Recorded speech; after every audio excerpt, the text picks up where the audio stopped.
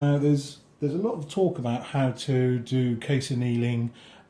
People stand the cases up in a bath of water and heat them with a blowtorch and knock them over after a period of time. I don't think that's particularly a successful or good way to go about it. Other people hold it in a socket and hold a flame on it and do a kind of verbal count. But what I've found certainly is that with a small case such as this, you need to be a little bit more precise in how to measure your timing and be consistent with your timing and be consistent with the flame on the neck. So I looked at bought annealers, I looked at the bench source annealers and things like this, and they're all kind of out of my price range. So I actually built my own, and this is my own annealer, and I built it along with help with a guy from another forum, one of the shooting forums, and so we've sort of done this together. Both of them, they're very similar. The two designs differ very slightly. So just to go over some finer points of this little annealer, it's got there's an adjustable for height here. On two thumb wheels, it will adjust for everything from 1/7 squirrel all the way up to 270 and probably larger. There is a central disc, and it has two sizes of cutouts in it. The smaller cutout will handle everything up to 223, and the larger cutout will handle everything up to sort of 308 and possibly larger. And if you need, or if I never need a larger caliber disc, I can just make the holes larger, or make another disc, design another disc with larger holes in. It also has a digital readout so that you can see exactly the time that you're annealing for.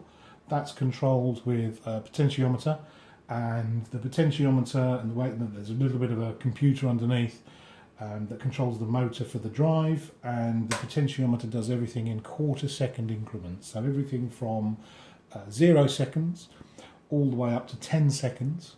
And I found that's enough with a standard blue propane torch, certainly for the cases I'm doing.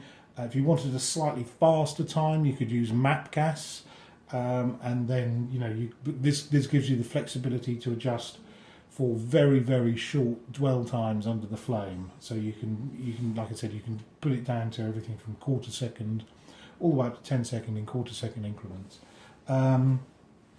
The disc, if you're swapping between calibers, you just rotate the disc to the next position, undo the thumb screw in the middle. There's a small readjustment that has to be made. The disc actually floats on 3 bearings, so there's a small readjustment that has to be made to the disc.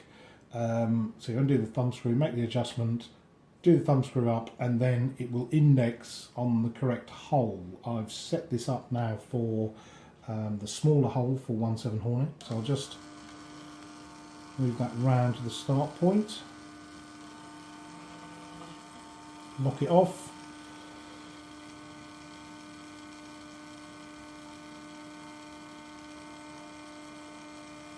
and you see indexes to the start point. Underneath the case anneal point, sorry, is a small motor that rotates the case in front of the flame, so you only need one torch, and that rotates at 1 rotation per second, so it's a fairly even and consistent temperature. Turn that off a minute because it's a bit noisy. Also, see people kind of giving various advice with how to gauge the temperature and to look for colour changes, and it glows dull orange or dull red, and I don't think that that's a particularly consistent or precise way to judge temperature. So I would say that if you're going to be doing annealing, you want to invest in some Tempolac, and you need 2 types. From the research from the Girard type annealer, they recommend 750 for the neck and 425 for the body. I couldn't actually get any 425, so I got 450 for the body and head. And the idea, and some thinners as well, sorry. You need some thinners because the Tempolac tends to dry out quite easily if if you leave the lid off, and it's quite expensive, so you want to kind of maintain its its liquid state. So there's a few things. People also talk about where to apply the Templac, and there's advice saying, put the 750 on the outside of the case neck, and the 425 or 450 down the body. That's kind of correct. You shouldn't actually.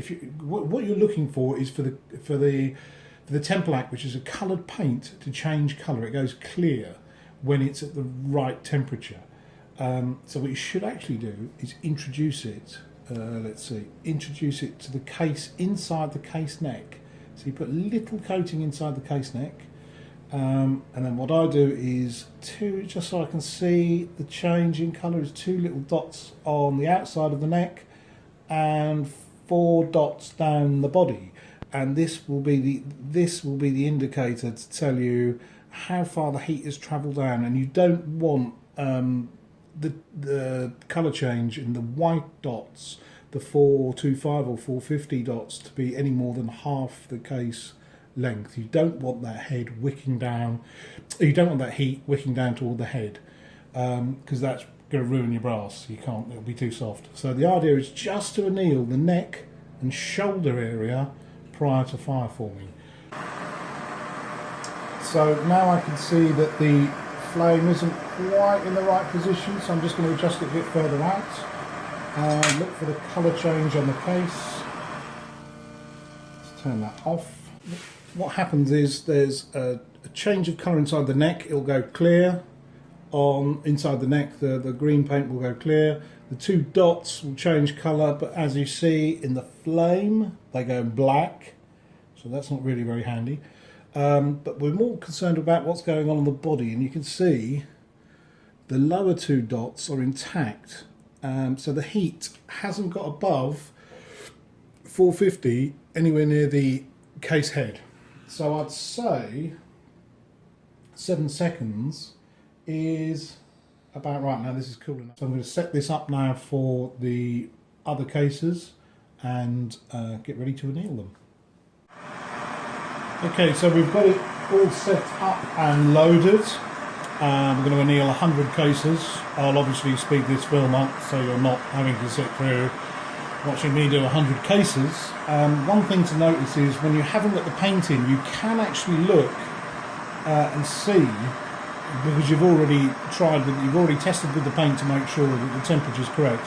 But you can now actually look at the case neck when it's going through the flame and watch a discoloration, a sort of grey-blue, move down the neck of the case over the shoulder area onto the case body, and it should stop about 5mm underneath that by a false shoulder that you've created. So we'll start it up and anneal some brass. Program's starting up and we're off. So I'm looking here to see the colour change. It kind of goes a very goldy colour as the heat travels down the case neck.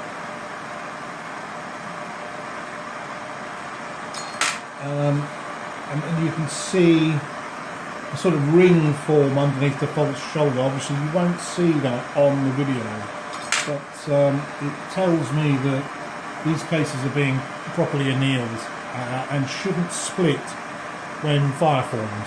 That's the crucial bit really, and that's what we're trying to achieve. We're trying to achieve a softened brass that you can fire form without any neck splits or shoulder splits.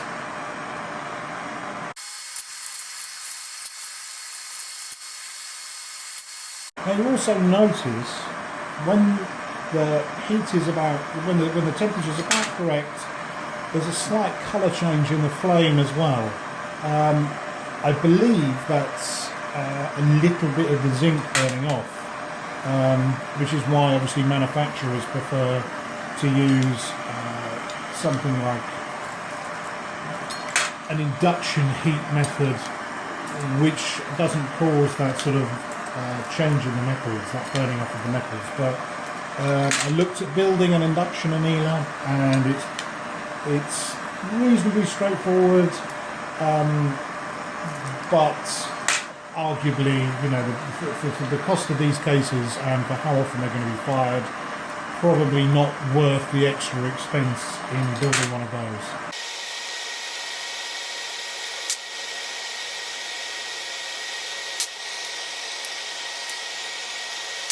I'm looking at the cases in the tray that are dropping into the tray beneath, and I can see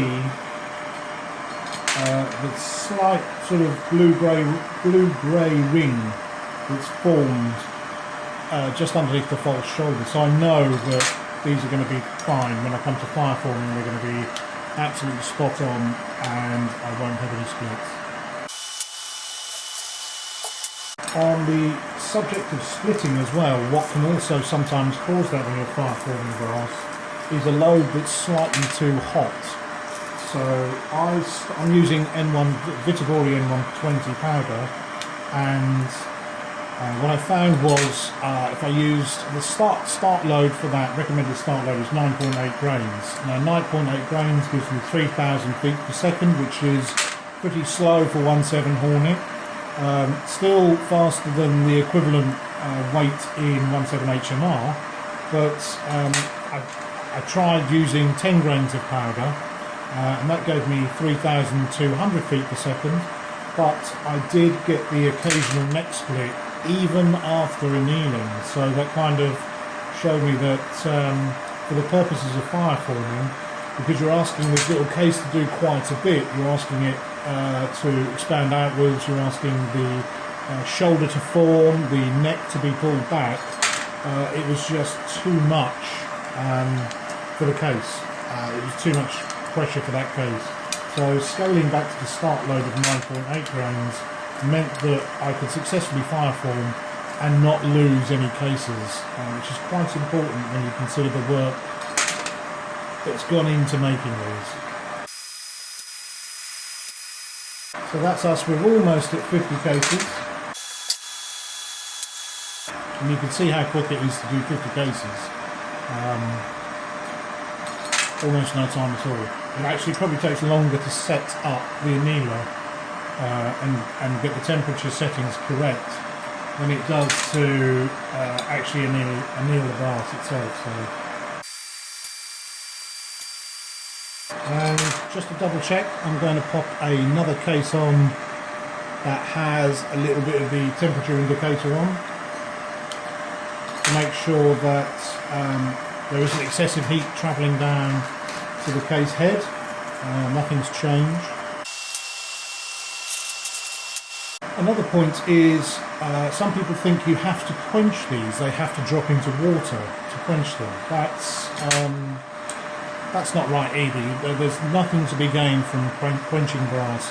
It isn't steel, you don't change any of the properties of it by letting it cool quickly or slowly.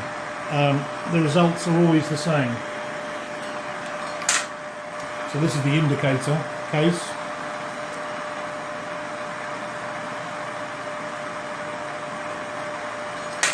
And that's absolutely fine. Still really a little too warm to hold comfortably, but you can see the lower half of the case hasn't changed colour, so it hasn't got above 450 degrees Fahrenheit. Now I've made a few of these case annealers for friends and things so far. They're quite easy to make. There's relatively few components, and I have all the parts, most of the parts, either laser cut or water jet cut, from some plans that I've already drawn up. The hardest bit was actually getting the code made for the timer itself, to give those quarter-second increments, and that's accurate to within 2 milliseconds. Okay, so there's not many cases to go now, we're almost done, but nearly 100 cases done in about 10 minutes, which is very easy, very consistent, very reliable.